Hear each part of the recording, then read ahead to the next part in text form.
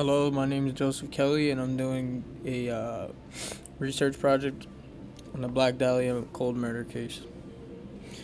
The Black Dahlia case overview.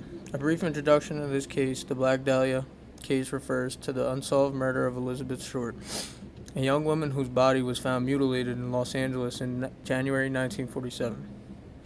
The Black Dahlia case, referring to the unsolved murder of Elizabeth Short in 1947, has remained one of the most notorious cold cases in American history.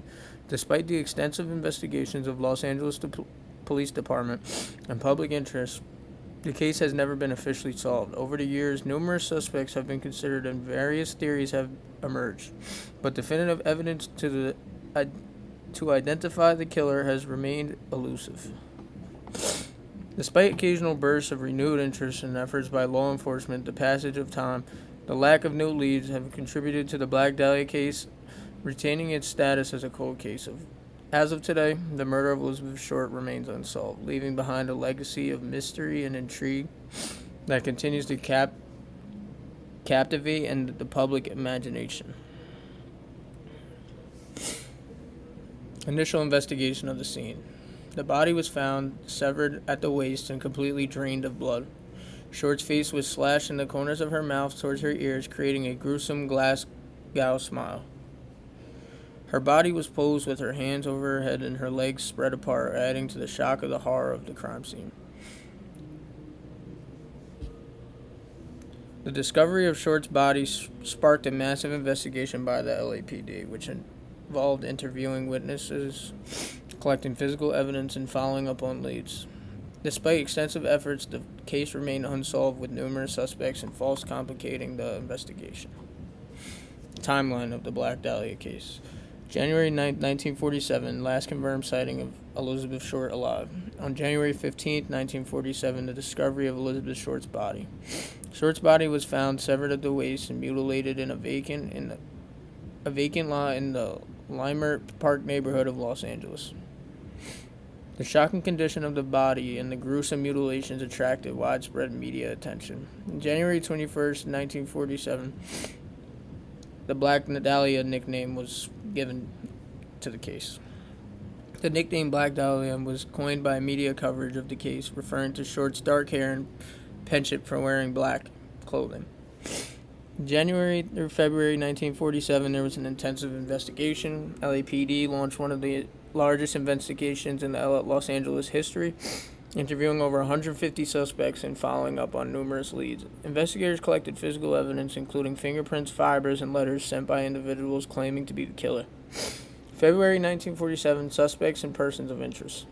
Various individuals were considered suspects or persons of interest, including Robert Red Manley, a friend of Short's, who was last known to have seen her alive. Other suspects included Walter Bailey, a doctor that had been romantically involved with Short, and numerous individuals who confessed to the crime. Many of them were later discredited. False leads and dead ends. Despite the numerous tips and leads, investigators struggled to identify a solid suspect or make significant progress in the case. False confessions and hoaxes further complicated the investigation. Remainder of 1947 and beyond, it was labeled as cold case status. Despite ongoing efforts by law enforcement and occasional bursts of renewed interest in the case, the murder of Elizabeth Short remains to be unsolved to this day.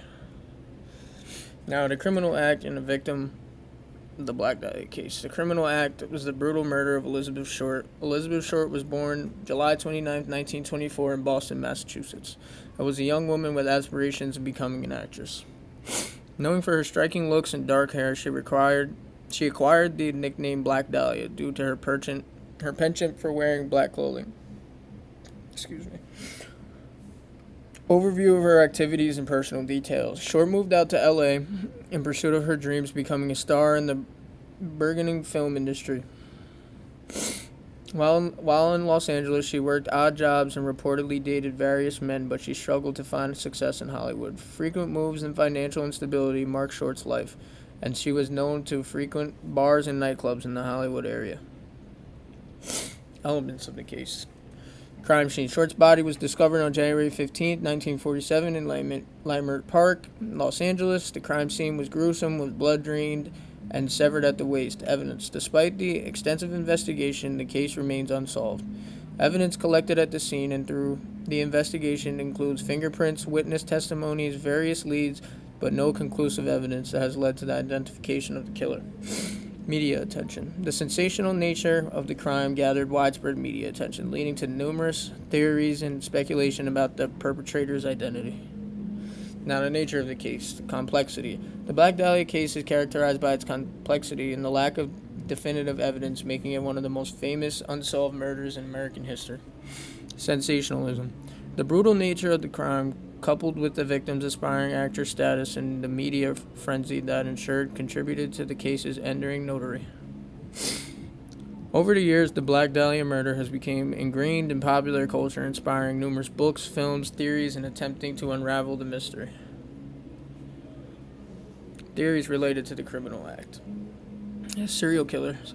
Some theories suggest that the Black Dahlia murder was the work of a serial killer operating in Los Angeles area at the time. However, no conclusive evidence has linked the crime to any known serial killer. Personal motive. Another theory proposes that the killer had a personal connection to Elizabeth Short or harbored a grudge against her, leading to the violent act. However, this theory lacks substantial evidence. Copycat crime. There are no speculations that the murder may have been inspired by or modeled after one of the other infamous crimes, but again, no concrete evidence supports this hypothesis. Police corruption or cover-up. Some theories suggest that the police corruption or a cover-up have hindered the investigation, allowing the killer to evade justice. Limitations involved in the Black Dahlia case.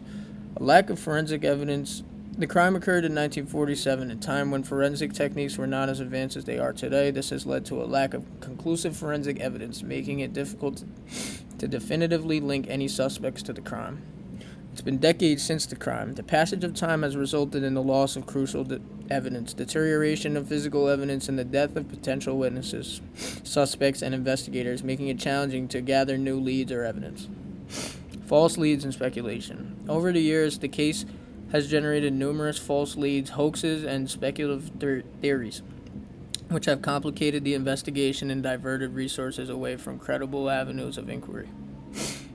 Possible police missteps. There have been allegations of mishandling of evidence and the investigative missteps by law enforcement officials during the initial investigation, which may have compromised the integrity of the case. Potential charges for a suspect. Obviously, murder. The primary charge of the Black Dahlia case would likely be murder. If a suspect were identified and sufficient evidence existed that linked them to the crime, they could be charged with unlawful killing of Elizabeth Short.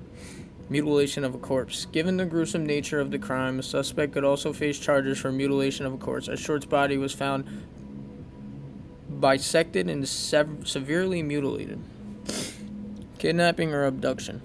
Depending on the circumstances surrounding Short's disappearance and death, a suspect could potentially face charges for kidnapping or abduction, if it can be established that she was taken against her will. Sexual assault or battery. While there is no definitive evidence of a sexual assault in the Black Dahlia case, if such evidence were to emerge, a suspect could face charges related to sexual assault or battery. Supported by evidence.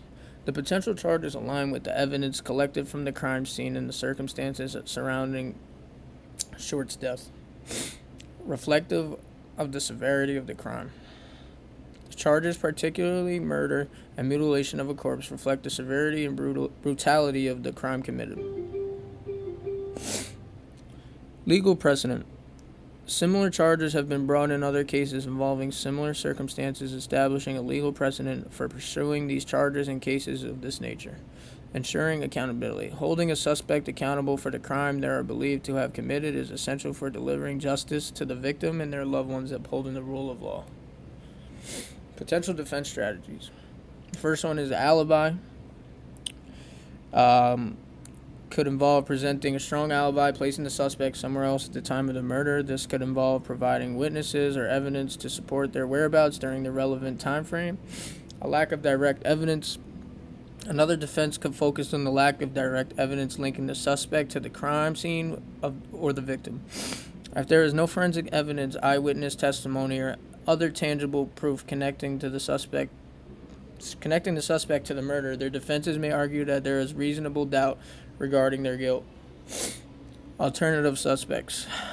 The defense might also attempt to shift suspicion onto other potential suspects by highlighting alternative theories or presenting evidence suggesting that the involvement of other individuals. This could include pointing to the past suspects or proposing new leads that law enforcement may have overlooked. More potential defense strategies. Police misconduct or corruption. If there are allegations of police misconduct, mishandling of evidence, or coerced confessions during the investigation, the defense could argue that the suspects were violated, casting doubt onto the integrity of the prosecution's case.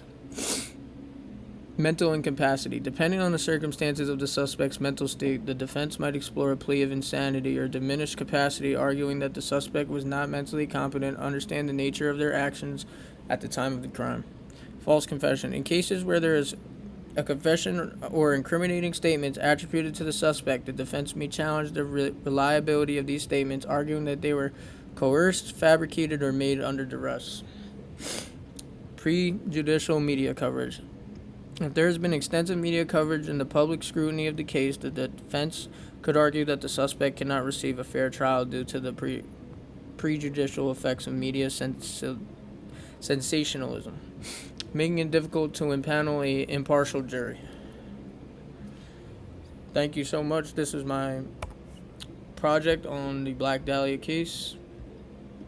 Have a good one.